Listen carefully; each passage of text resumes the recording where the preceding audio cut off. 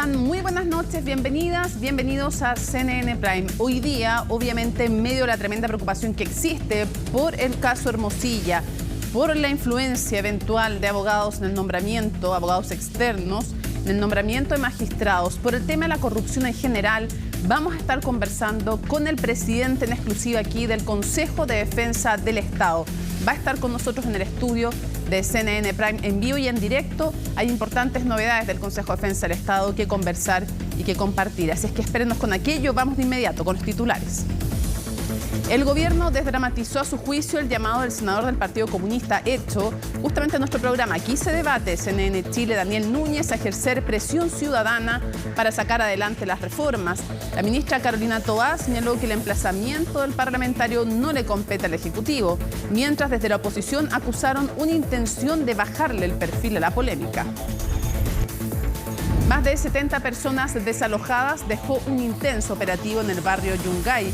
Según la alcaldesa Iracy Hasler, la denominada Pequeña Ciudad de Dios era el lugar más peligroso de la comuna de Santiago y en ella han ocurrido 5 homicidios en solo un año. El Ministerio de Salud realizó el lanzamiento de la campaña de invierno 2024 con un llamado especial a los grupos de riesgo a vacunarse contra la influenza, el COVID-16 y el virus sincicial.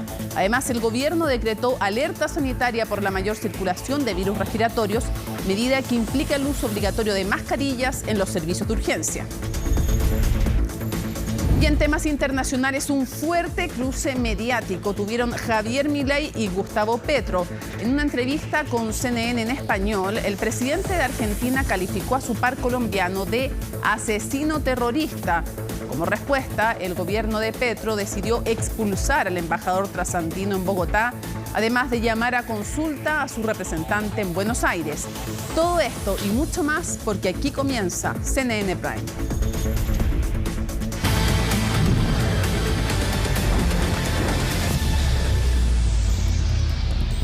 Bueno, comienza el clásico tributario de todos los años, la Operación Renta. El lunes parte el proceso y se esperan casi 5 millones de declaraciones de personas naturales y jurídicas. Francisca Suárez nos cuenta. Marzo está lleno de gastos. Es un mes muy difícil, por eso anote la siguiente fecha que será muy agradable. 26 de abril. Ese día será la primera devolución de renta a los contribuyentes que entreguen su declaración anual de impuestos. Será para quienes lo hagan entre el lunes 1 y el 8 de abril. En toda la operación renta, el Servicio de Impuestos Internos espera recibir más de 4.700.000 declaraciones. Desde el punto de vista de los sueldos que estarían afectos al pago de impuestos en la operación renta, son todos aquellos que excedan rentas de 850.000 pesos aproximadamente mensuales. Es decir, estamos hablando poco más de 10 millones de pesos anuales. Si tengo rentas que superen ese umbral, voy a tener que pagar impuestos. ¿Cuánto voy a tener que pagar? Va a depender de algunas exenciones a las cuales tengo acceso. Puedo tener acceso a beneficios por educación y van a bajar mis bases y probablemente eso disminuya el pago y lo lleve a cero. 4 serán los plazos para hacer las declaraciones y cada cual tendrá su fecha correspondiente de devolución. Como dijimos anteriormente, la primera fecha de devolución será para el 26 de abril. El siguiente será el 14 de mayo, seguida del 20 de mayo y el último depósito corresponderá al 28 de ese mes. Ahora también deberán declarar sus bienes raíces quienes tengan una propiedad en arriendo o bien desde la segunda propiedad en arriendo para aquellas que sean DFL2. En el caso de las personas que son propietarias de bienes DFL2, si son propietarias de 2 bienes, uno en el que viven y otro que lo arrienden, ese que arrienden no se declara.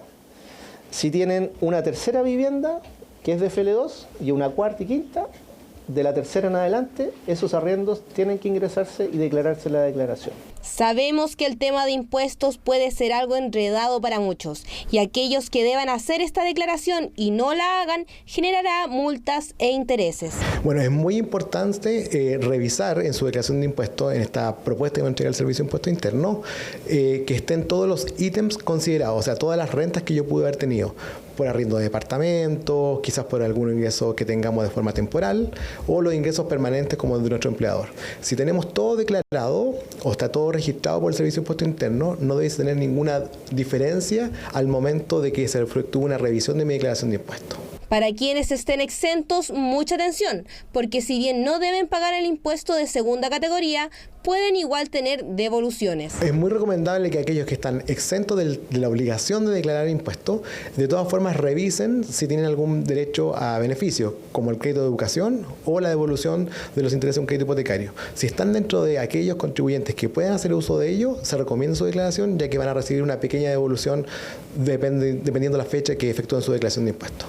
4,7 millones de declaraciones espera recibir el Servicio de Impuestos Internos este año, de los cuales casi 2/3 son personas naturales.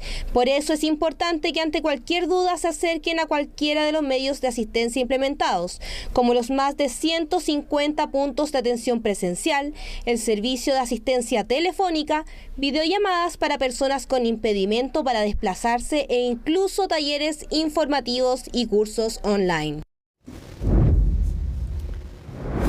Para hoy estaba prevista la audiencia para discutir el procedimiento abreviado respecto de Luis Castillo, uno de los 13 condenados por el estallido social, indultado por el presidente Gabriel Boric, que actualmente se encuentra en prisión preventiva por presuntos delitos de secuestro extorsivo y robo con violencia. Sin embargo, se reprogramó para el próximo 29 de abril, como nos cuenta Colomba Eijols.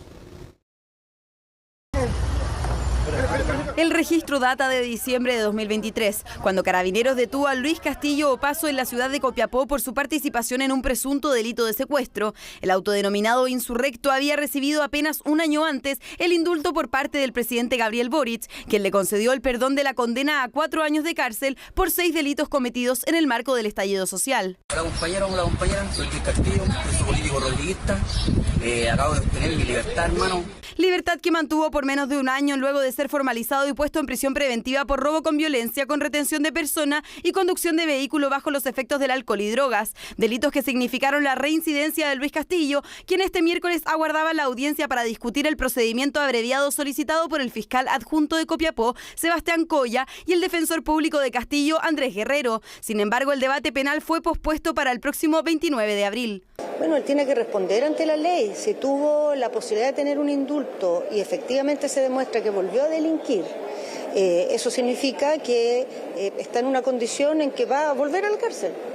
Los indultos son respecto a delitos cometidos hacia atrás, no son indultos hacia adelante. Sin embargo, su condena podría verse reducida por optar a un juicio abreviado, donde la Fiscalía continúa en conversaciones con la Defensoría Penal Pública para establecer los delitos que reconocerá Castillo y la pena a la que se someterá, una que no puede superar los 5 años si la solicitud es acogida por el juez. A propósito de los indultos, es importante destacar que esto no afecta al delito, sino afecta a la pena. Es decir, la persona no cumple la pena para la cual ha sido condenada, una pena privativa de libertad, pero sí queda como condenado. Es condenado, por lo tanto, tiene antecedentes penales, es decir, no consta con la irreprochable conducta anterior. Y por lo tanto sería la razón para que Castillo reconozca los delitos cometidos en la audiencia abreviada, dado que además de las infracciones que cometió durante el estallido social, el nortino mantenía un amplio prontuario, 5 condenas entre 2005 y 2017 y 15 detenciones, 13 de ellas antes del 2019. El presidente de la República tiene que seguir dando explicaciones. Hoy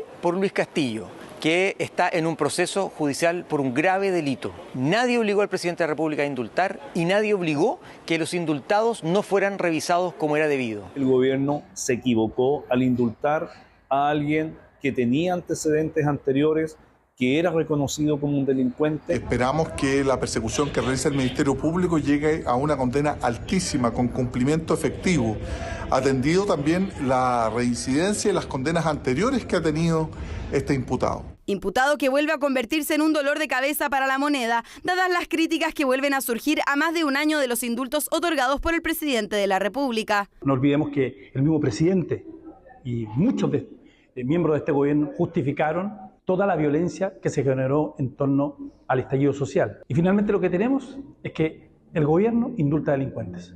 Por tanto, la pregunta que hay que hacerse, ¿cuál es la vocación del gobierno? Tiene una tremenda contradicción en materia de seguridad. En esto queda en evidencia que fue un error los indultos concedidos al señor Castillo. Yo espero que esto sea ya el capítulo final de esta saga tragicómica de los indultos presidenciales, que se empalma además con lo que pasó con las pensiones de gracia, donde gente que no tenía ningún merecimiento para recibir beneficio, tanto en materia de indulto como de pensión de gracia, se vio beneficiada burlando el sistema en su conjunto. Será el próximo 29 de abril a las 9:30 de la mañana cuando se discuta el procedimiento abreviado respecto a Luis Castillo, donde el juez determinará si acepta o no la solicitud de este tipo de audiencia. La pequeña Ciudad de Dios, así fue denominada por los vecinos el inmueble que este miércoles fue desalojado en barrio Yungay, un sector que la alcaldesa de Santiago catalogó como el más peligroso de la comuna. Dijo que en poco más de un año han ocurrido ahí 5 homicidios. Veamos los detalles en el informe de Valentina Nieto. No eran 2 ni 13, sino más de 70 subdivisiones las que había al interior de una vivienda que los propios vecinos habían denominado como la Ciudad de Dios, la favela chilena. El nombre no es al azar y es que según el municipio se trata del sector más peligroso no solo del barrio Yungay, sino de todo Santiago. Un espacio que tiene 5 homicidios solamente entre el año 2023 y el 2024. De hecho, los últimos 2 homicidios en el mes de enero de este año. Tenían toda una cosa así de que si tú entrabas, tenían casi como guardias más o menos que hacían el registro de quién entraba. Entonces tú ves que hay una organización allí. Delitos ligados a este inmueble que hace más de 4 años se encontraba tomado y que este miércoles Carabineros desalojó tras una orden judicial del 7º Juzgado de Garantía de Santiago. Ese operativo implica un despliegue de aproximadamente un poquito más de 150 efectivos de Carabineros de Chile. Son operativos que vamos a seguir haciendo porque quiero volver a insistir, Chile necesita que las personas que viven en sus barrios junto a sus hijos recuperen la seguridad. En su interior vivían más de 70 personas, 50 adultos, de los cuales 4 se encontraban indocumentados y 22 menores de edad. Somos bastante familia y bastante niños ahí. No soy la única mamá con niños, hay muchas familias y esas familias son tranquilas. El AVE puede ser muy extranjeros, pero son tranquilos. Yo no les he visto a esas familias haciendo cosas malas. Somos muchos emigrantes adentro, sí. Somos emigrantes, hay inmigrantes peruanos, ecuatorianos, de todo. Si hubiera un crimen, algo como dice, hay extorsión o como se llama, secuestro, muertes, todo. ¿Usted cree que la gente va a venir a vivir ahí? Lo cierto es que si bien Carabineros no encontró armas ni drogas en el lugar, según las autoridades, este inmueble era centro de operaciones de varios delitos, entre ellos narcotráfico y principalmente el subarriendo extorsivo. Y que además tenían guardias al interior, que tenían cámaras, que tenían búnker al interior, que tenían subdivisiones que se coordinaban entre sí, lo que ayuda mucho a poder ocultar armas, ocultar drogas. No nos dejan pasar. ¿Qué les han dicho? ¿Y los niños? Están tranquilos. Y es que la cantidad de familias que vivía en este terreno no era menor. La mayoría, dice, llevaba poco tiempo y habían incluso pagado por adelantado a una mujer que decía ser la dueña. Vivimos y pagamos y nada más. ¿Es una persona chilena, extranjera, sabes? Chilena. Chilena que vive en el sur. Y ella dijo, yo soy la dueña. Ah, bueno, como ella dijo que era la dueña, uno tiene confianza, pues, ¿no? Uno no va a ir a preguntarle a la persona, oye, enséñame los papeles de la casa porque no lo voy a hacer. Nuevo desalojo en la comuna de Santiago que se enmarca dentro del trabajo de recuperación de viviendas que lleva el municipio. Con este operativo ya son 48 inmuebles los recuperados. Lo que nos importa a nosotros hoy día es que este lugar va a ser desalojado y que posteriormente la inmobiliaria que es dueño de este espacio va a comenzar a demoler este espacio. Lo cierto es que la situación de seguridad del barrio Yungay preocupa. Según la Junta de Vecinos, desde hace por lo menos 8 años que demandan más seguridad para el sector. Eso sí, aclaran, la mayoría de los delitos ocurren en la periferia de esta zona. En general, digamos, ese ha sido el foco de lo que ha ocurrido, pero el resto del barrio sigue viviendo, es un barrio de vida el barrio Yungay. Nos parece positivo que se hayan hecho desalojos, eso hay que mantenerlo y acrecentarlo, pero tienen que ser de carácter integral para que realmente provoquen una solución para la comunidad. Esperan recobrar la vida de esta característica zona patrimonial que el propio presidente Boric eligió como su barrio, uno que los vecinos pensaban cambiaría con la llegada del mandatario. Lo habíamos anunciado y muchísimo que conversar con él. No le hemos escuchado pronunciamiento en estos días y hay mucho que preguntarle. Me refiero al presidente del Consejo de Defensa del Estado, Raúl Letelier. Abogado, gracias por acompañarnos. Gracias a usted por invitarme. A ver, lo primero que quisiera preguntarle es respecto del caso Hermosilla, para hablarlo sin eufemismos, y del caso Muñoz también se relacionan, ¿no? De estas filtraciones. ¿Por qué de inmediato la querella de ustedes en contra del exdirector de la Policía de Investigaciones? ¿Por qué reaccionaron tan rápido y por qué es tan grave? Bueno, a ver, es un ilícito grave. Yo creo que ya todo el mundo ha podido medir la gravedad de un ilícito de ese tipo, ¿no? La máxima autoridad que colabora en las investigaciones penales, que desarrolle un tipo de revelación de secretos que tienen importancia precisa para la investigación penal y que pueden tener efectos negativos en esa investigación penal, es algo gravísimo, sobre todo cuando es la primera autoridad de esa policía, ¿no? El Consejo de Defensa del Estado evalúa ese tipo de gravedad, ¿no? ¿Y ustedes tenían antecedentes que le había entregado ya el Ministerio Público? Nosotros tuvimos antecedentes ese mismo día.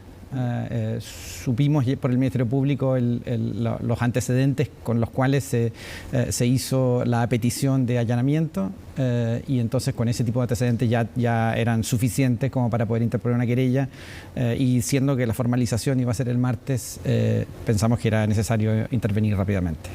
¿Por qué este caso, entendiendo que el Consejo de Defensa del Estado no solo tiene que preocuparse de temas patrimoniales y de discutir indemnización y preocuparse que eso también, ¿por qué es tan importante para el Consejo de Defensa del Estado? Bueno, el Consejo de Defensa del Estado tiene competencia penal en materia de delitos funcionarios, ¿no? Es decir, nuestro principal objetivo es custodiar que la administración pública funcione correctamente. Y entonces, uno de los elementos de ese funcionamiento correcto es que los funcionarios no cometan delitos funcionales. O sea, resguardar la probidad está en el corazón del Consejo de Defensa del Estado. Completamente. La probidad pública es completamente necesaria para poder custodiar una administración que funcione correctamente. Y entonces, es propio de nuestra función ejercer ese tipo de competencia penal. Me gusta dar el crédito a quien corresponde. Hoy día, el diario La Tercera, el periodista Víctor Rivera revela que el Consejo de Defensa del Estado va a pedir acceso a todos los chats del abogado Luis Hermosilla. Quiero preguntarle directamente a usted, el presidente del Consejo de Defensa del Estado, ¿es efectivo que van a pedir acceso a todos los chats del abogado Luis Hermosilla? Bueno, nosotros cuando presentamos una querella la presentamos para pedir diligencias, ¿no? Entonces, efectivamente, estamos constantemente solicitándole al Ministerio Público antecedentes de esa carpeta investigativa para poder revisarla, para poder analizarla en su mérito jurídico y para poder pedir las diligencias que correspondan. Ese es un trabajo ordinario que hacemos. Ahora, este tipo de causas tienen el problema de que están reservadas, y que son reservadas porque detrás hay delitos de lavado de activo que permite al Ministerio Público tener una reserva mayor que en los demás, ilícitos. Entonces es muy probable que no tengamos esos antecedentes en el corto plazo y tengamos que esperar cuando el Ministerio Público desarrolle otro tipo de diligencias intrusivas, por ejemplo, para poder ahí tener esos antecedentes y tomar decisiones al respecto. Pero ustedes van a pedir, intentan, ¿es el objetivo ustedes poder tener acceso a todos los chats del abogado Hermosilla? Nosotros siempre estamos pidiendo la carpeta investigativa completa. ¿No? Entonces, ¿pero les interesa especialmente todas esas comunicaciones? Absolutamente, absolutamente. Es completamente necesario. Ha entrado la polémica y el temor también de muchos ciudadanos de que estén cubiertos por el secreto profesional, como algunos sostienen, esas comunicaciones del abogado Luis Hermosilla. Directamente quiero preguntarle, si es que hay indicios de eventuales delitos, ¿el secreto profesional ampara el secreto de esas comunicaciones? No. El secreto profesional tiene un sentido, y tiene un sentido de resguardar, diríamos, la igualdad frente a los procesos judiciales. Es razonable que cada parte en un proceso judicial se defienda correctamente sin que la otra sepa lo que está pensando o lo que está, las estrategias, por ejemplo, que tiene cada una de las defensas. El Consejo de Defensa del Estado, por ejemplo, tiene también secreto profesional para muchas de sus defensas judiciales. El objetivo es la igualdad. Pero ese objetivo cede ante la comisión de delitos. Nunca el secreto profesional puede cubrir, digamos, una conducta que tiene el carácter de delito. Perfecto, clarísimo. ¿Van a poner para ustedes el énfasis solamente en la violación de secreto o con lo que ya conocen? ¿Creen que es necesario indagar eventuales cohechos? Bueno, a ver, depende de en cuál arista de este tema. En el caso Hermosilla, nuestra querella es una querella por cohecho. Sí, no, me refiero en el caso de Muñoz. En el caso de Muñoz, nuestra querella parte con los antecedentes que tenemos como una causa por revelación de secretos. Ahora, eso no quiere decir que en las diligencias de investigación que realiza el Ministerio Público y de las cuales conoceremos en su momento oportuno, podamos observar que haya otro tipo de figuras delictivas que estén presentes ahí. Pero, ¿les parece que una de las hipótesis necesarias de indagar es eventuales cohechos? Se lo pregunto porque es una persona que es nombrada en un cargo y luego de ser nombrada comienza en el cargo de director de la PDI, ni más ni menos, y luego comienza a filtrar información. Y uno se pregunta, ¿a cambio de qué? Por eso mi cuestionamiento, mi pregunta, mi interrogante a usted es si cree que esa es una de las líneas investigativas que habría que indagar. Bueno, desde luego, todos los tipos de delitos funcionarios pueden estar en investigaciones de este tipo, ¿no? Con los antecedentes que tenemos hoy, solamente interpusimos una querella por revelación de secretos.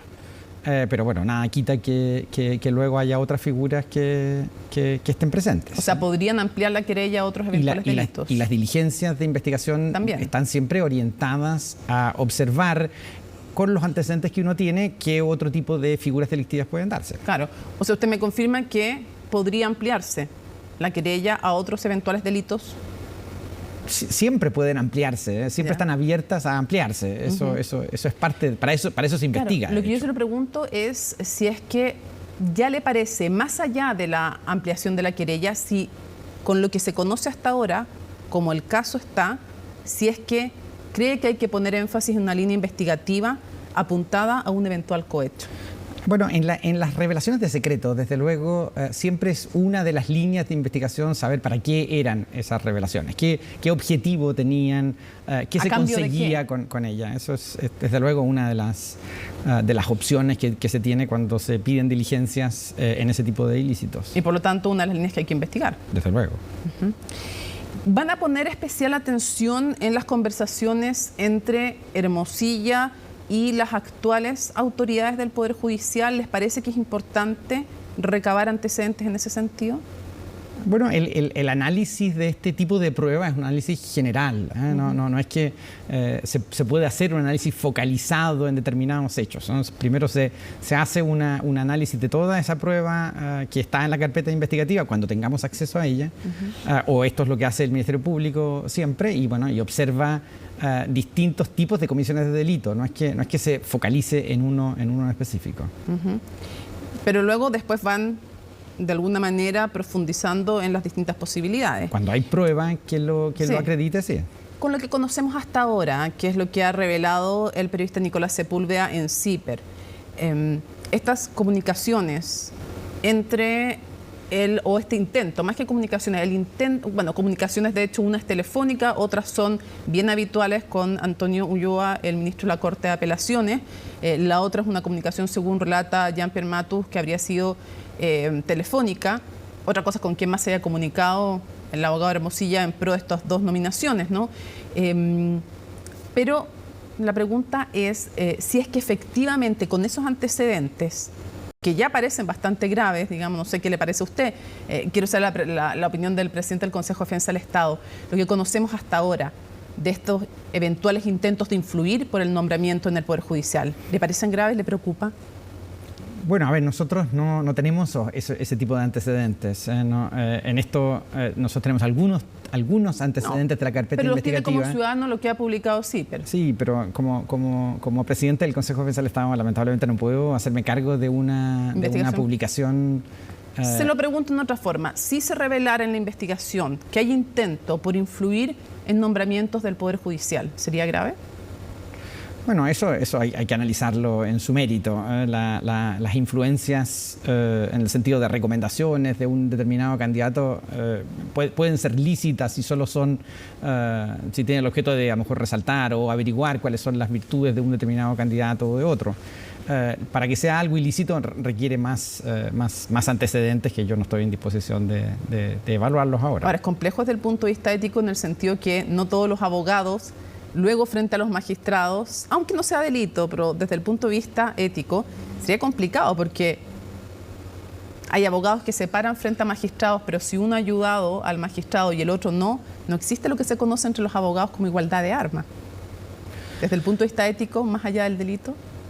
Sí, desde luego pueden haber problemas en ese sentido. Para eso se requiere, como digo, muchos más antecedentes que la simple noticia de una influencia. Cuando se tienen que nombrar personas, es necesario también investigar sobre las personas. Y por ende ahí hay un grupo de antecedentes que pueden ser completamente lícitos en la obtención de... Otra cosa son los operadores judiciales que los conocemos. No, vamos a hacerlos sorprendidos, ¿no? Existen. Bueno, eso ese ya es otro tipo de influencia. Eso es de distinta calibre, digamos. Bueno, seguramente. Quisiera preguntarle también el hecho, porque esto ya no es una especulación. El propio Luis Hermosilla en su declaración judicial dice: la verdad es que tengo comunicaciones con más de 1000 contactos, no he borrado nada, ahí está. El hecho de que no borrara nada, de alguna manera no es una muestra de la impunidad en la que se sienten muchos, con contactos que claramente no son lícitos porque no había borrado lo que le filtraba el señor Muñoz. Bueno, desde la perspectiva de una investigación penal es muy bueno que no haya borrado nada. Claro. Entonces, desde esa perspectiva, créame que es algo favorable poder tener acceso a todo ese tipo de información en la cual podemos encontrar otro tipo de ilícitos que permitan, desde luego, vincular en lo que el Consejo de Defensa del Estado refiere, buscar, por ejemplo, otro tipo de delitos funcionarios en otras personas o en las personas que ya conocemos. Sí, pero no es muestra de sentirse muy impune. No lo sé, eso no me atrevería a juzgar esa característica. Dentro de las diligencias que va a pedir el Consejo de Defensa del Estado, antes que vayamos a otros temas, ¿van a pedir que se cite y en calidad de qué a ex autoridades de gobierno, o sea, del gobierno pasado? No hemos analizado ese tipo de diligencias. Hasta el momento con las diligencias, con la información que tenemos, es bien poco las diligencias que podemos solicitar. Tenemos constancia de la ocurrencia de un ilícito, pero para poder pedir diligencias más importantes tenemos que tener más antecedentes de la carpeta investigativa. ¿No lo descarta? No, nosotros nunca descartamos nada. Nuestro objetivo es siempre llegar al máximo de investigación penal. Se lo pregunto para que le dé tranquilidad a la ciudadanía. Si es necesario citar alguna ex alta autoridad del gobierno anterior, ¿lo van a hacer? Desde luego, nunca hemos tomado en consideración ese tipo de hecho. Y de hecho el Consejo de Defensa del Estado, la mayoría de las veces que actúa, es precisamente para perseguir delitos funcionarios de altas autoridades. Y de hecho tenemos muchas causas en que están involucradas algún tipo de autoridad. El hecho de que ya se sepa que se reenvió al menos un antecedente, no sabemos qué pasó después, no sabemos tampoco si lo pidió, fue de mutuo propio del abogado Luis Hermosilla, que él haya reenviado una información sobre diligencia del caso Dominga al exministro del Interior, que entonces ya no era ministro del Interior, hay que aclararlo, Andrés Chadwick. ¿No hace necesario la citación de Andrés Chadwick? Bueno, el reenvío de los antecedentes obtenidos en comisión de un delito de revelación de secreto, desde luego que el destinatario es relevante para una investigación penal. Eso desde luego que lo está pensando el Ministerio Público y también lo pensará el Consejo de Defensa del Estado cuando tenga mucho más antecedentes de esta causa. O sea, podrían pedir que se cite a declarar a Andrés Chadwick. A cualquier persona que pueda estar involucrada aquí. Pero a él, que ya se sabe que le habrían reenviado información. Por eso, a él y a cualquier persona que aparezca como destinatario de alguno de esos mensajes, la línea de investigación que permitirá saber con qué objetivos se realizaban ese tipo de envío es una línea de investigación posible. O sea, si no lo hace el Ministerio Público, ¿ustedes lo van a hacer? ¿Pedir que se les cite? Lo podríamos pedir si es que los antecedentes así lo reflejan. ¿Los que hay ahora no son ya lo suficiente? Tenemos muy pocos antecedentes. ¿Sí? En esto tenemos la petición de allanamiento con algunos referencias a las comunicaciones que se tenían, a los envíos que se tenían. Eso es lo que tenemos, que ya permite configurar un delito, que permite una querella del Consejo de Defensa del Estado, pero permite eso y poco más. Con lo que usted ve, porque estuve leyendo, preguntándole a algunos abogados y me explican que una asociación criminal es ya 3 personas o más. Usted me puede corregir si no es así, según las leyes chilenas. Con lo que se avisora, a su juicio, ¿esto podría ser una eventual red de corrupción de cuello y corbata? Bueno, a ver, todo depende de lo que uno entienda por red. Efectivamente, esto pueden ser delitos interconectados. Es una red normalmente abarca una totalidad. Yo no me atrevería a hacer un juicio tan apresurado de decir que aquí detrás de esto hay una especie de totalidad. Pueden haber delitos conexos y conectados entre sí y eso.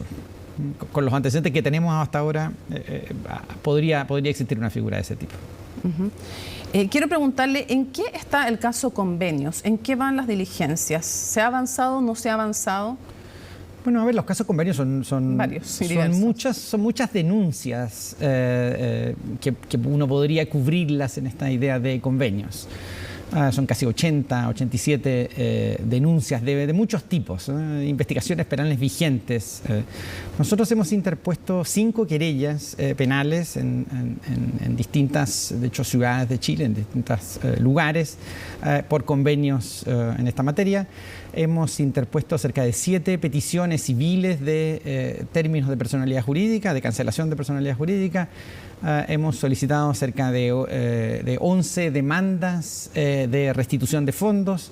Hemos realizado diligencias precautorias para precautorar bienes en cerca de casi 1.000 millones de pesos en esto, y bueno, seguimos trabajando en análisis de otras causas para ver si tienen una arista penal o si tienen una arista civil.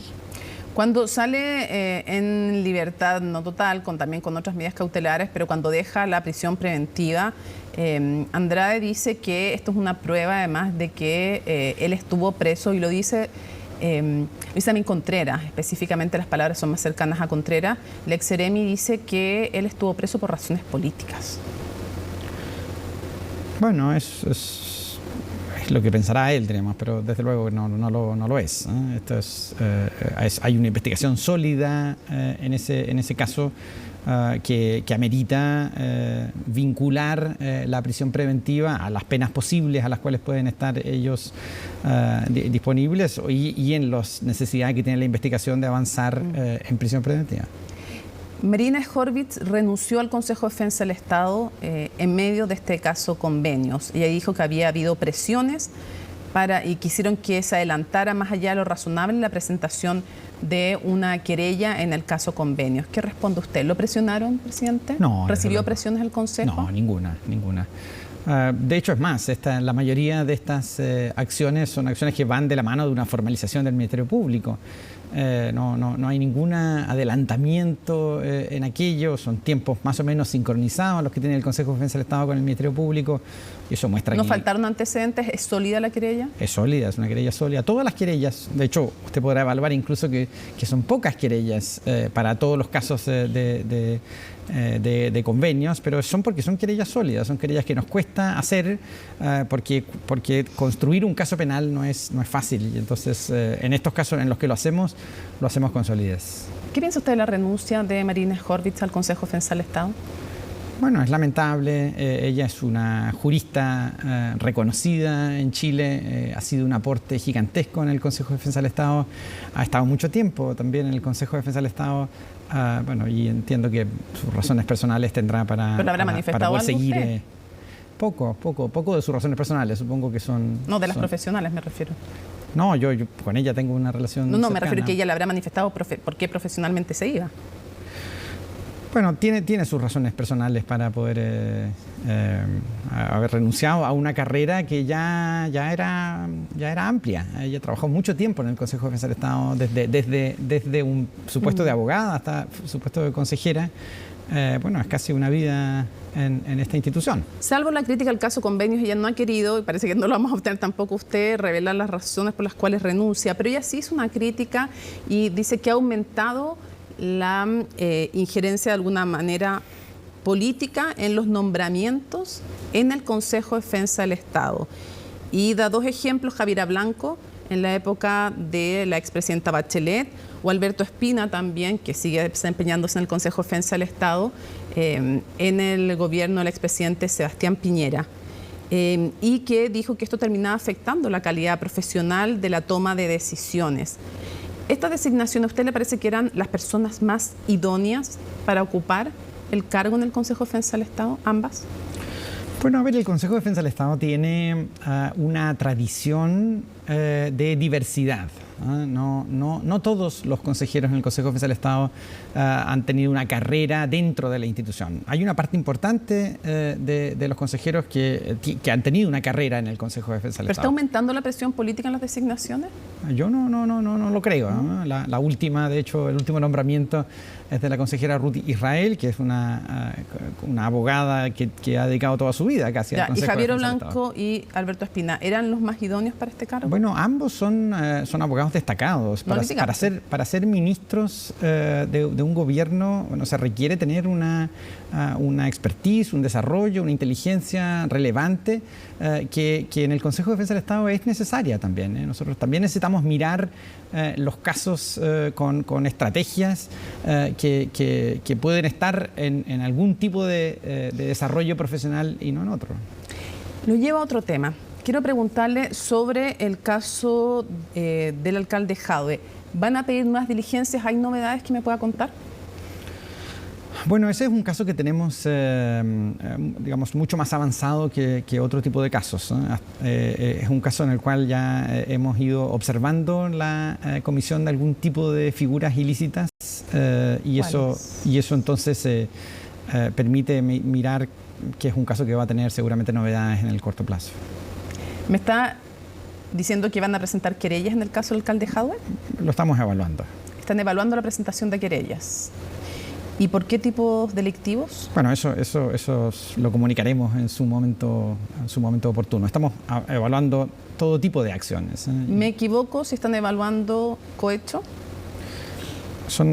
Es preferible cuando ya el Consejo quiera comunicarlo formalmente, saber cuáles son las figuras. No me ha dicho que no, entiendo que eso es un sí. Bueno, ¿Me equivoco? le digo que estamos sí. Viéndolo y que hemos percibido la existencia de conductas ilícitas. Ya, o sea, están evaluando la presentación de querellas. Hubo otras acciones también. ¿Qué otras acciones pueden ser? Si no es No, querella. eso es mejor. No, digo, dentro del abanico, ¿qué otra posibilidad tiene? Que yo no lo conozco, el Consejo de Defensa del Estado. ¿Qué más puede hacer aparte de presentar querella? Bueno, por ejemplo, en el caso convenio hemos hecho acciones civiles también. Cuando algún funcionario desvía algún tipo de fondo, obtiene algún tipo de fondos de manera ilícita y defrauda, administra deslealmente algunos bienes, también se pueden ejercer acciones civiles de restitución de esos fondos desviados. Y en el caso del alcalde Jadwe, que usted me adelanta que ya están observando eventuales acciones delictivas y acciones legales en su contra, ¿serían del tipo civil o penal? Bueno, eso es lo que prefiero comunicar en el momento oportuno. ¿Y qué tan sólidos son los antecedentes que han ido encontrando? Cuando nosotros decidimos ejercer acciones, tienen que ser antecedentes sólidos. No ejercemos acciones para poder obtener un resultado posible. ¿En qué plazo vamos a enterarnos de esto? ¿Es pronto? Yo creo que pronto, sí. ¿Estamos hablando de semanas? Yo creo. ¿Días? Semanas. Y dos preguntas para cerrar que no quiero que se me queden en el tintero. Una es más global, así que se la hago al final. La otra, en el caso Sierra Bella, ¿hay novedades también? Bueno, en el caso de Sierra Bella hemos analizado eso ya en 3 o 4 oportunidades en el Comité Penal del Consejo de Defensa del Estado y no hemos observado comisión de delito alguno en ese caso. En ese caso, entonces, ustedes no estarían por presentar acciones. ¿Eso ya está zanjado prácticamente? Bueno, estas son investigaciones que dinámicas, pero hasta ahora no encuentran. Nada, ninguna. Ya. ¿Y en el caso de la Municipalidad de Las Condes? Bueno, ese es otro caso que estamos también analizando. Aquí tenemos, lamentablemente tenemos reserva en ese tipo de casos. Hay diligencias que se están realizando en estos tiempos. No recuerdo si ustedes ya están involucrados en algún tipo de acción penal en el caso de Las Condes. No, todavía no. ¿Han decidido? No. Tenemos, con los antecedentes que tenemos, es una causa que se ve encaminada a una decisión penal, pero todavía no la hemos adoptado. Para no malentenderlo, cuando usted me dice es una causa que se ve encaminada a una decisión penal, no me está hablando de la Fiscalía, sino que a una decisión de presentación de querella por parte de ustedes. Por parte del Consejo. Así se ve encaminado hoy día, en el caso Las Condes. ¿En contra de la alcaldesa o de otros funcionarios? No, eso preferiría contarlo cuando tomemos la decisión, ¿no? Esa es una decisión que todavía no hemos tomado expresamente. Cierro preguntándole, ¿qué tan grave a su juicio es la corrupción en Chile? Tiene dos patas, como diríamos esta pregunta. Por un lado, en términos genéricos, ¿qué tan grave a su juicio es la corrupción en Chile? ¿Está avanzando a niveles preocupantes? Y lo segundo es si usted podría decir que este gobierno ha sido más implacable con la corrupción o igual que otros gobiernos. Bueno, a ver, la última pregunta no la podría responder. Yo sí podría responderla con el trabajo del Consejo de Defensa del Estado en materia de corrupción. Bueno, hay una cosa positiva y es que hoy en día tenemos acceso a muchos más antecedentes que con anterioridad. Podemos desarrollar muchas más y mejores auditorías en procesos administrativos. Hay mucha más transparencia en la propia acción de la Administración del Estado, lo que permite descubrir procesos de corrupción de una manera mucho más fácil que antes. Ahora, usted sabe y yo sé que está el miedo en la ciudadanía de que al final se eche tierra en estos casos. Y tenemos recuerdos, tenemos recuerdos de lo que pasó cuando separaron las querellas en el Servicio de Impuestos Internos. Entonces yo quisiera preguntarle si usted cree que el sistema y qué fe puede dar desde el Consejo de Defensa del Estado que van a llegar hasta el final. Lo decía Marina Hurwitz, en general en este país no se toca ni a expresidentes ni a presidentes en ejercicio, y eso de izquierda a derecha no ha sido la experiencia, por ejemplo, en el tema de platas políticas, en las campañas y pre-campaña. Entonces yo le pregunto, ¿qué certeza le puede dar al país con el descrédito que tienen las instituciones de hasta dónde está dispuesto a llegar el Consejo de Defensa del Estado? ¿Y qué tan importante cree usted es que hayan sanciones en estos casos? Digo, para la ciudadanía, para la democracia en definitiva. Bueno, completa seguridad, ¿eh? El Consejo de Defensa del Estado es implacable en la lucha contra la corrupción, ¿eh? Nuestro objetivo madre es defender una administración pública sana, y eso lo hacemos con independencia de cuál es la posición política de la persona, cuál es el lugar que ocupa en la administración pública, y eso tenemos antecedentes que avalan, una historia que avala a que en este tipo de casos siempre llegamos hasta las últimas consecuencias. ¿Van a llegar caiga quien caiga? Sí, absolutamente. Abogado, presidente del Consejo de Defensa del Estado, Raúl Letelier, muchísimas gracias por habernos acompañado en CNN Prime con esta agenda abierta. Nos parece que es súper relevante hablar de los temas de corrupción y poder indagar en los distintos casos. Muchas gracias por acompañarnos. Le agradezco su invitación. Seguimos avanzando y les contamos que las críticas hacia el Partido Comunista se han intensificado por parte de la oposición luego de que el senador Daniel Núñez en nuestro programa Aquí se debate de CNN Chile llamara al gobierno a convocar a la presión social para avanzar en las reformas. Desde Chile Vamos y el Partido Republicano emplazaron al presidente Boric a tomar posición respecto de lo que catalogan como amenaza. Los detalles con Macarena Román. Tenemos toda la intención de quitarle poco tiempo. Se agradece. Lo que no ha logrado agradecer la jefa de gabinete es el flanco que se abrió desde el Partido Comunista por las palabras del senador Daniel Núñez para ejercer presión social, algo que desde Chile Vamos se califica como declaraciones antidemocráticas. O sea, decir que haya, por el hecho de que las personas se expresen, un atentado a la democracia no solo es una exageración, es una contradicción con el principio democrático. No puede haber democracia si las personas no pueden expresarse. La jefa de Interior respaldó lo dicho por el subsecretario Manuel Monsalve, que el gobierno no tiene la función de convocar la presión social, como se escuchó en el programa Aquí se debate en CNN Chile. El gobierno tiene que asumir ese desafío, tiene que convocar a la presión de la ciudadanía para sacar adelante las reformas. Chile Vamos y ahora los republicanos instaron al gobierno a tomar postura frente a lo que ellos catalogan como una amenaza por parte del Partido Comunista y del Frente Amplio. Yo creo que no hay que bajarle el perfil. Yo creo que esto da para una discusión relevante. Aquí está la raíz probablemente de lo que es una mala política y una mala convivencia nacional. Desde el momento que sigan habiendo ministros y representantes del Partido Comunista en cargos de gobierno, el gobierno actual del presidente Boric es cómplice de lo que pueda llegar a ocurrir. Las duras críticas al PC van más allá. Desde la bancada de Renovación Nacional, el diputado Diego Chalper aseguró que si el presidente Boric quiere tener credibilidad de realmente tener un empeño democrático, el Partido Comunista tiene que salir del gobierno. Me parece gravísima.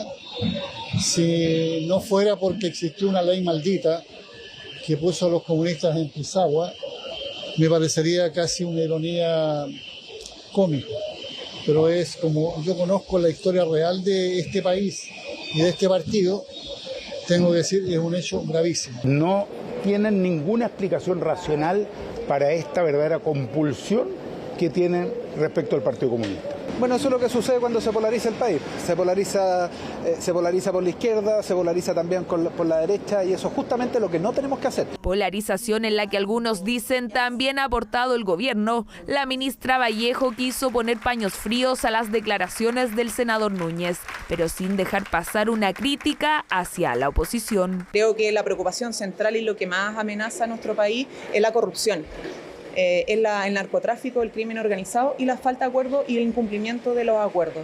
Entonces yo llamaría a la oposición a centrar sus preocupaciones en cómo enfrentamos la corrupción y cómo tenemos el mismo estándar para enfrentarla, aunque venga de su propio sector. Yo le pediría prudencia a la ministra Vallejo. Nosotros, por cierto, cuando hay situaciones de corrupción y ella lleva semanas tratando de deslizar una supuesta red de corrupción que está más vinculada a la derecha o a la oposición. Un debate y tensión que se da en un año crucial y el último para algunos que tiene el gobierno para avanzar en reforma previsional y pacto fiscal, considerando que en 2025 todo estará enfocado en las elecciones presidenciales. El Ministerio de Salud entregó detalles de la campaña de invierno 2024 que ya está en marcha. Dentro de las medidas se anunció una muy importante. Vuelve el uso de mascarillas, pero serán obligatorias solo en los servicios de urgencia. Todo esto mientras la vacunación contra el COVID-19 y la influenza se sigue desarrollando. María Luisa Carrión preparó el informe.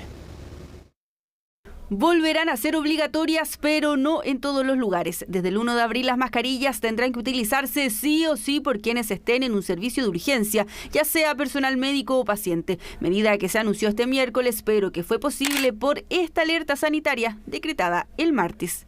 Este año decidimos que en realidad había sido un buen aprendizaje haber tenido la alerta ya establecida, por lo tanto decidimos tener la alerta preventiva. También eso nos permite dar la obligatoriedad, por ejemplo, al uso de mascarillas, que la subsecretaria y yo misma ya firmé la resolución. Estamos haciendo la obligatoriedad del uso de mascarillas para los servicios de urgencia. Firma lista, solo falta que entre en vigencia. Esta medida regirá en los servicios públicos y privados y en general fue bien recibida por la ciudadanía, aunque hay quienes esperan que incluso se pueda ampliar a otros lugares. Está bien en urgencia, además en la locomoción, sobre todo en el metro, en el autobús, también sería muy conveniente. Sí, yo creo que solamente en las zonas de urgencias, servicios de salud y ese tipo de instituciones.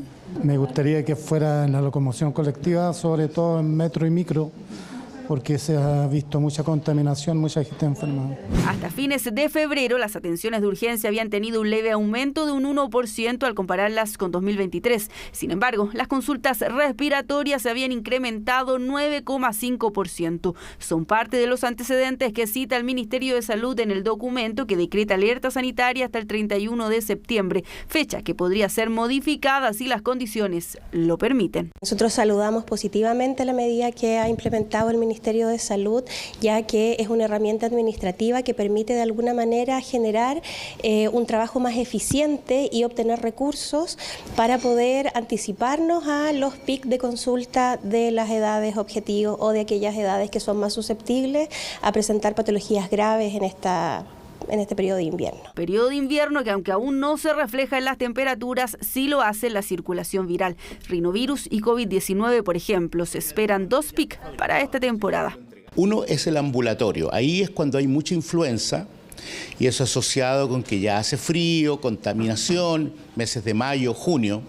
Y después, cuando ha pasado de eso un mes o 3 semanas, cambia el virus, se acaba el grupo que se va a enfermar de influenza, se agota ese grupo y empieza a subir el virus respiratorio sincicial, que es el que tradicionalmente ha producido la mayor cantidad de hospitalizaciones pediátricas en nuestro medio y en todos los países que tienen estacionalidad marcada como tenemos en Chile. Virus sincicial que se espera no sea tan agresivo como el año pasado, dado que ahora las guaguas se pueden inmunizar contra la patología que en 2023 presionó de forma compleja a la red asistencial. Toma bastante agüita y analgésico en caso de molestias. En tanto, la campaña contra la influenza ya está 100% operativa. El grupo objetivo es el mismo que quienes requieren la dosis anual contra el COVID-19, niños de 6 meses hasta quinto básico, embarazadas desde cualquier semana de gestación, personas mayores de 60 años y enfermos crónicos. Es cualquier enfermedad que no es episódica, o sea que no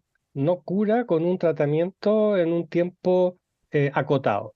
O sea, cualquiera persona que tiene un padecimiento que se mantiene y se sostiene en el tiempo, sea en su sistema inmunológico, sea en su aparato renal, sea hepático, sea cardíaco, sean problemas metabólicos.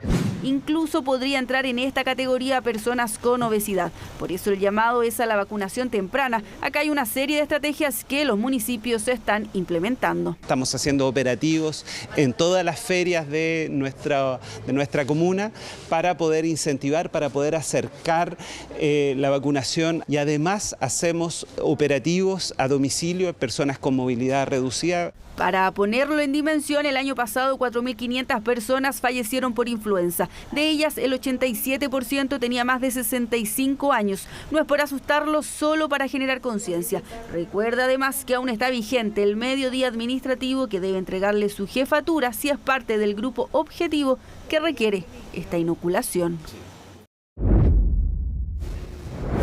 En momentos va a estar completa en nuestra web la entrevista que le acabamos de realizar al presidente del Consejo de Defensa del Estado, en la cual hay hartas cosas noticiosas. Una de ellas es que anuncia que van a presentar acciones legales en contra del alcalde de Recoleta, Daniel Jadue. No quiere especificar si solo penales o también civiles. Dice que en el caso Sierra Bella han descartado presentar acciones penales del estudio que han hecho, y dice que en el caso Las Condes que todo está encaminado a la presentación de acciones legales, pero que no quiere decir si en contra de la alcaldesa o de otros funcionarios o ambos.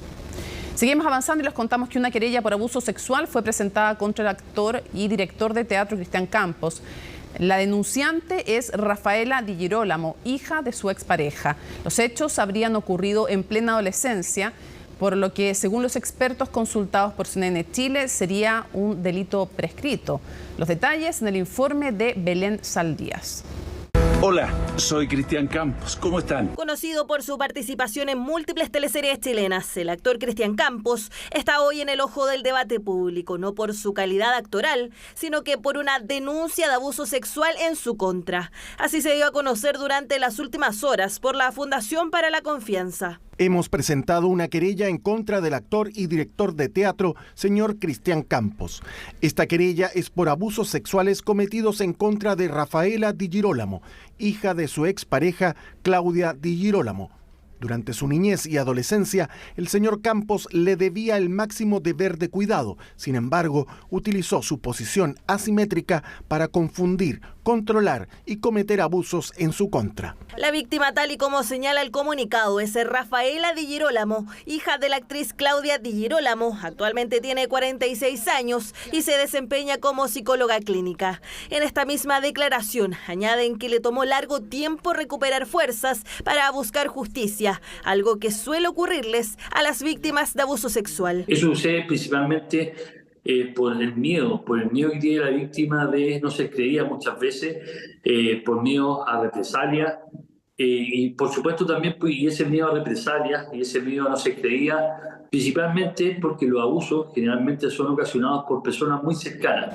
Algo que también apunta la familia Di Girolamo, quienes también a través de un extenso comunicado entregaron su apoyo a Rafaela, además de respaldar la querella en contra de Campos. Este abuso comenzó a los 13 años, cuando ella era menor de edad, y se prolongó hasta sus 16, 17 años, mientras él era parte de la familia y padre de sus hermanos. No vamos a detallar lo ocurrido, pero sí podemos hablar sobre el profundo daño en su calidad de vida, autoestima y el constante miedo que ha experimentado cargando sola por más de 30 años este delito cometido dentro del núcleo familiar. Y es que esto habría ocurrido en algún periodo del matrimonio de Campos y Claudia Di Girolamo entre 1984 y 1996. En su comunicado también apuntan a que durante el tiempo en que fue víctima de abuso, ellos fueron testigos de sus cambios de ánimo, de su desorden alimenticio, de su rabia y frustración, además de un aislamiento hacia las personas cercanas. Y ahí es donde hay que estar atentos a los indicadores emocionales, sobre todo en los cambios bruscos que puede haber en el niño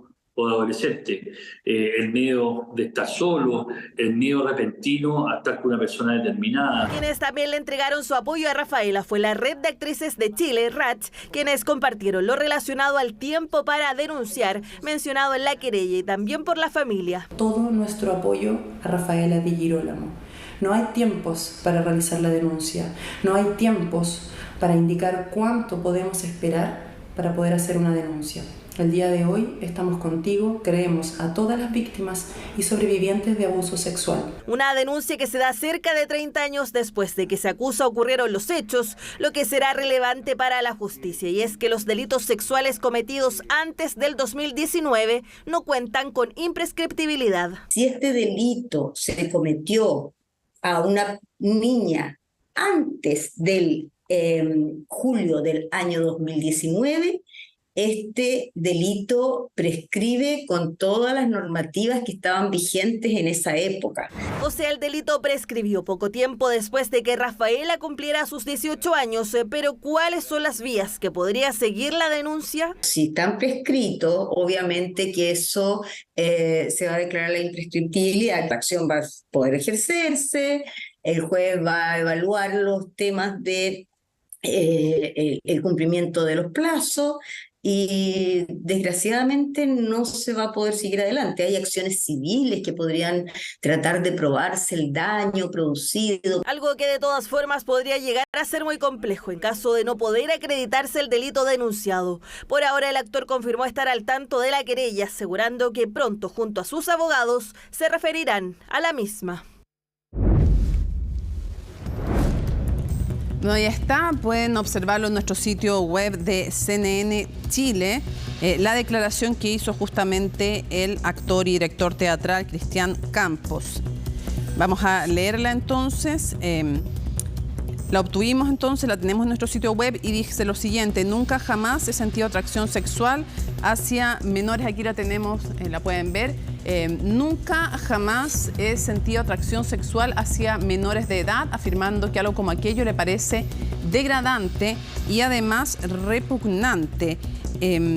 La declaración completa es válido leerla. El día de ayer me enteré, no por vía judicial, sino a través de la cuenta en X del señor José Murillo, que sería presentada una demanda en mi contra por la Fundación para la Confianza. Al respecto, me gustaría manifestar lo siguiente. 1. Considero que las redes sociales no son la plataforma adecuada para que una fundación que acoge temas tan delicados ventile su información, sobre todo si el afectado no ha sido notificado judicialmente. El señor Murillo, quien conoce de cerca estos temas, debería saber que siempre hay familias detrás y mostrar más empatía, delicadeza y respeto. 2. Respecto al fondo del asunto, debo aclarar que nunca jamás en mis 67 años de vida he sentido atracción sexual alguna hacia menores de edad. El tema me resulta degradante y repugnante. He sido un buen padre, buen tío y padrino, y he compartido y convivido siempre con sobrinas, hijos e hijas de amigos, pololas y parientes. Y jamás ha existido algún asomo de duda, testimonio o suspicacia respecto a la rectitud de mi conducta con menores. Al contrario, siempre he mantenido relaciones sanas de confianza y cariño mutuo. Lo doloroso es que resulta muy difícil defenderse una acusación tan abyecta como esta. He vivido en carne propia a través de mi familia política el dolor y el beneficio de denunciar abusos, pero también conozco casos en que el tema se presta para llevar a cabo actos de injusticia contra hombres inocentes. La Fundación para la Confianza crea desconfianza en mi historia de vida y de paso revictimiza a mi mujer, quien sí vivió episodios reales de abuso. Quienes me conocen saben que soy un buen hombre y que he hecho siempre un esfuerzo por llevar una vida limpia, lo más empática y amorosa posible. No soy un mal bicho y no merezco ser acusado de tal. Ante esta repugnante y dañina injusticia me defenderé con todas mis fuerzas, no solo por mí, sino por mi familia, mis amigos y todos quienes han manifestado su profundo apoyo en estos momentos, de manera que esta injusticia que tanto dolor nos ha provocado no quede impune. Juan Cristián Campos, Sayato.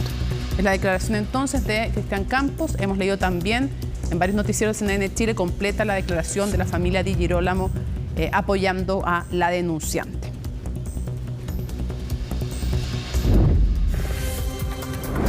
Listos para revisar información internacional junto a Isel Guerra. Buenas noches, Isel. ¿Cómo estás, Mónica? Muy buenas noches. Vamos a comenzar esta revisión internacional hablando de Colombia y Argentina y una nueva pugna diplomática que tiene enfrentados aquí a los dos mandatarios de estas naciones, y todo esto a raíz de unas declaraciones, de una entrevista que brindó Javier Milei, el presidente de Argentina, a CNN Español, y que va a ser publicada el próximo día domingo, y donde calificó al presidente de Colombia, Gustavo Petro, como asesino terrorista. Esto en alusión a su pasado como guerrillero en el movimiento 19 de abril. Y también se refirió respecto del presidente de México sobre Andrés Manuel López Obrador. Señaló que era un halago que un ignorante como López Obrador hable mal de mí, me enaltece. Señalaba allí en esas declaraciones, en un extracto, no un anticipo de lo que se va a ver este próximo fin de semana, y con medidas que hasta este momento, al menos hasta ahora, el gobierno de Colombia no ha entregado formalmente. Sí, durante la tarde algunos medios trasandinos señalaban que se habían tomado algunas decisiones, por ejemplo, ¿no?, el retiro definitivo del embajador colombiano en Argentina. También se estaba hablando de la expulsión del diplomático argentino de Colombia, pero al menos hasta ahora eso no ha sido confirmado oficialmente por las autoridades colombianas. Sí, se ha señalado por parte de la diplomacia colombiana que Petro, el presidente de Colombia, está explorando todas las medidas y que pronto se van a anunciar decisiones. Les invito a que pasemos a escuchar parte de esas declaraciones que entregaba el presidente de Argentina respecto de su par colombiano. Bueno, sin dudas, los peores presidentes de América Latina, por escándalo, digamos, es lo que tiene que ver con la dictadura de Venezuela, con el comunismo que quiere impulsar en Colombia Petro, o sea, con lo cual ahí tiene, o lo que tiene en Nicaragua, o lo que tiene en Cuba. Eso es lo peor de todo. O sea, son verdaderamente, verdaderamente despreciables. O sea, entonces, después hay otros casos que van camino a, ¿no? Digamos, como el caso de Colombia con el señor Petro, que, digamos, bueno, mucho no se puede esperar de alguien que era un asesino terrorista, ¿no? Bueno, ahí estábamos escuchando las declaraciones del presidente de Argentina, Javier Milei, en medio de una pugna que... Se refiere al pasado como guerrillero. Exactamente, sí, a su pasado como guerrillero en el movimiento 19 de abril, y con una pugna que de todas formas ya lleva varios meses atrás. Sí. Podemos recordar que de hecho en su momento, cuando Milei todavía era precandidato y candidato a la presidencia argentina, había señalado respecto del partido La Libertad Avanza, el partido de Javier Milei, que eso funcionaba cuando tienen plata. También en su momento comparó a Milei con Adolfo Hitler, y por el otro lado también Javier Milei en varias oportunidades también lanzó una serie de cuestionamientos e incluso algunas declaraciones del calibre que estábamos escuchando recientemente. Por ejemplo, sin ir más lejos, hace algunos meses atrás se había referido respecto del mandatario colombiano que era un comunista asesino. Eso en su momento también generó que el Ministerio de Relaciones Exteriores de Colombia tomara una serie de medidas. Ahora estamos a la espera de qué medidas podría tomar en esta oportunidad, Mónica. Seguimos avanzando. Vamos a avanzar, pero vamos a seguir hablando de Argentina y de la violencia que se ha tomado en las calles de Rosario en estas últimas semanas en particular, que ha sido sumamente grave. Sin ir más lejos, durante esta jornada se conocía de la detención de 2 presuntos implicados con estas amenazas que se habían conocido a comienzos de esta semana contra el futbolista y su familia, ¿no? Di María, y eso es parte de los últimos antecedentes que se tienen respecto a esta situación en particular, pero es solo uno de los tantos hechos hechos que se han registrado en estas últimas semanas. Todo ello lo vamos a revisar en el informe que preparó Cristina Viles. Nunca en democracia se ve una situación como la que vive Rosario. Por un lado tenés una ciudad que está acorralada de verdad, donde hasta Di María fue amenazada. La violencia en Rosario no da tregua. La tercera ciudad más grande de Argentina ha sido escenario de una ola de violencia. Incluso la familia del jugador Ángel Di María fue víctima de amenazas. Dile a tu hijo Ángel que a Rosario no vuelva más. Solo en una semana se registraron 4 homicidios a la población civil y atentados como el incendio de un vehículo y disparos frente a una comisaría. Incluso este lunes los choferes del transporte público se fueron a paro por los ataques sufridos. ¿Cuál es la determinación? Nosotros tenemos que volver a estar en la función como corresponde, que es lo que tenemos que hacer, y el resto se encargará lo que tienen que darnos la seguridad correspondiente. Según el gobierno, esta ola de violencia responde a las bandas de narcotraficantes que operan en la ciudad, y fue incluso el Papa Francisco quien interpeló a las autoridades para hacerse cargo de la grave situación. Sin complicidades de un sector del poder político, policial, judicial, económico y financiero, no sería posible llegar a la situación en la que se encuentra la ciudad de Rosario. Es necesario rehabilitar la política, que es una altísima vocación. Lo acaba de decir el Papa Francisco, algo que yo vengo repitiendo hace como 8 años atrás. Nada de esto sucede, no se pierde el terreno a manos de este tipo de clanes o de familias narcos, si no hay corrupción. Precisamente para algunos expertos, la situación de Rosario responde a un problema que se arrastra desde hace más de 20 años y que más bien tiene su origen en una administración de justicia insuficiente. La administración de justicia es históricamente muy ineficiente a la hora de esclarecer homicidios. La policía de Santa Fe es una policía muy violenta, muy mal gobernada, con muchas crisis. Estas variables, ¿no? El delito y el control del delito, puestas juntas, explican la anomalía rosarina, la singularidad de Rosario. Pero no se trata de bandas narcoterroristas, de bandas narcos, son bandas más bien muy pequeñas.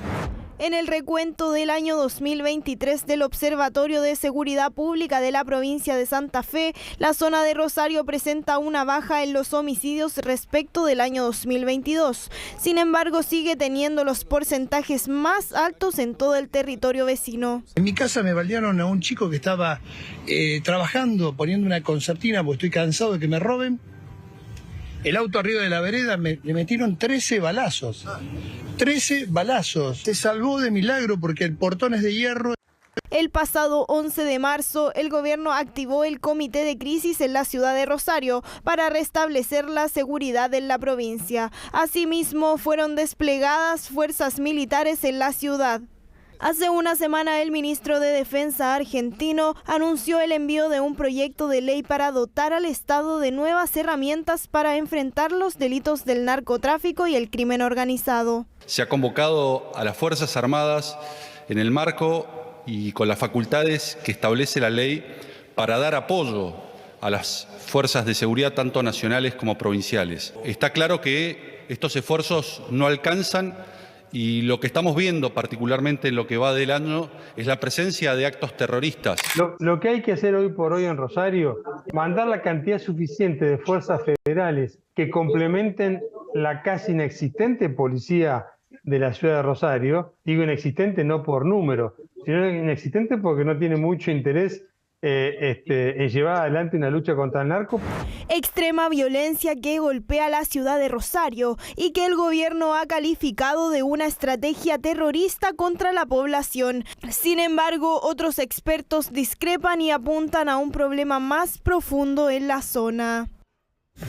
Bueno, ahí Cristina Avilés nos contaba cuál es la realidad que está atravesando Rosario por estos días y Argentina, por cierto, ¿no? Que es el tema que vas a abordar hoy día en Conexión Global Prime. Sí, con una entrevista exclusiva al embajador de Argentina en Chile, además. Sí, así que no se lo pierdan porque va a estar sumamente interesante y también profundizando todo lo que ha pasado aquí, ¿no? Claro que sí.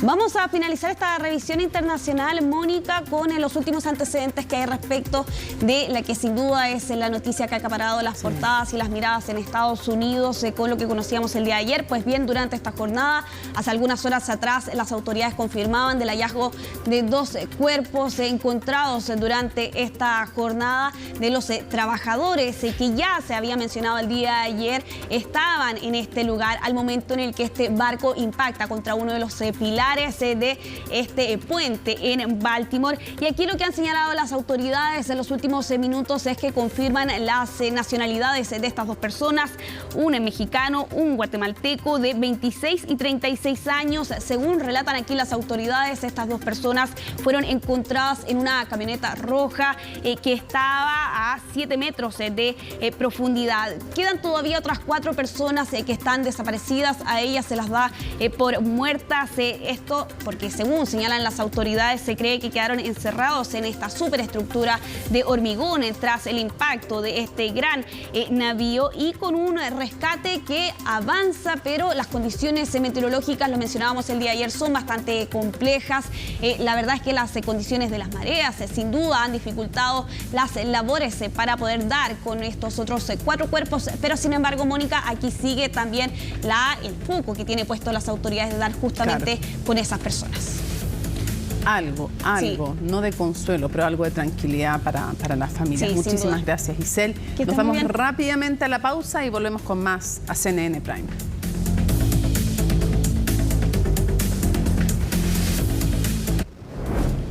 Bueno, termina CNN Prime, pero viene después CNN Tiempo y Democracia con Carolina Urrejola. Y luego nos reencontramos en Conexión Global Prime. Muy relevante porque hoy día vamos a hacer un especial sobre Argentina y tenemos una entrevista exclusiva además con el embajador de Argentina en Chile, así es que no se lo pierdan. Miércoles 27 de marzo, así estuvo nuestro país y el mundo. Somos CNN Chile. Buenas noches.